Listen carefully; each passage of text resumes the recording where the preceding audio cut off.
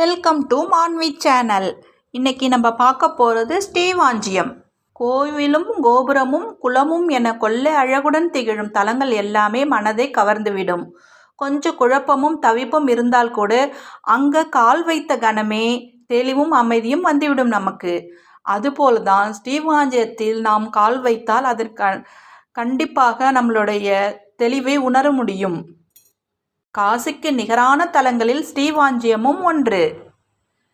திருவாரூர் மாவட்டத்தில் நன்னிலம் அருகில் அமைந்துள்ள அற்புதமான திருத்தலம் ஸ்ரீவாஞ்சியம். வியாசர் அருளிய ஸ்காந்த புராணம், பிரம்மாண்ட புராணம் ஆகியவற்றில் இந்த தலத்தின் பெருமை சொல்லப்பட்டிருக்கிறது. கோயிலின் தொன்மையை புரிந்து கொள்ளலாம்.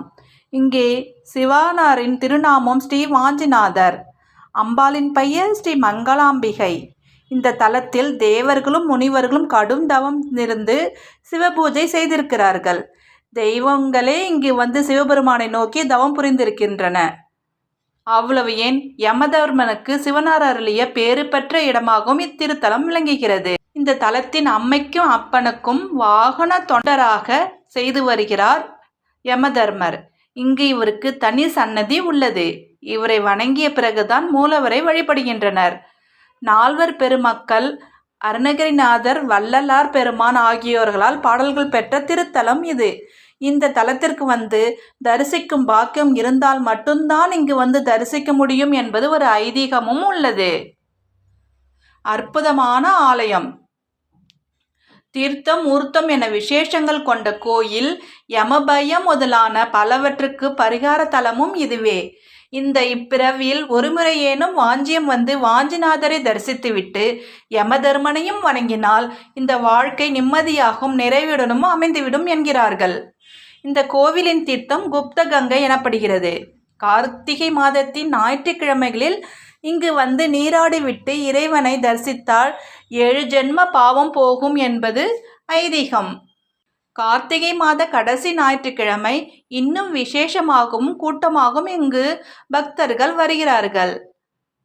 நவம்பர் 26ஆம் தேதி, டிசம்பர் 3ஆம் தேதி மற்றும் 10ஆம் தேதி ஆகியவை கார்த்திகை ஞாயிறு.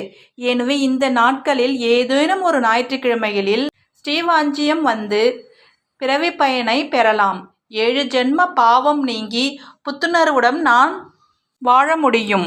காவிரி ஆற்றங்கரையில் உள்ள சிவன் கோயிலுக்கு வருகை தருவது சிவபக்தர்களின் பாவங்கள் மட்டுமல்லாது அவரது மூதாதையர்களின் பாவங்களையும் தீர்க்கும் என்று கூறப்படுகிறது. ஸ்ரீவாஞ்சியத்தில் யம தீர்த்தம் மற்றும் குப்த கங்கை ஆகிய கோயில்களில் தீர்த்தங்களாக உள்ளன. இந்த இடத்தில் பித்ரு தர்மம் செய்தால் அது புறப்பட்ட ஆத்மாக்களுக்கு இரட்சிப்பை கொடுக்கும் என்று தல வரலாறு கூறுகிறது.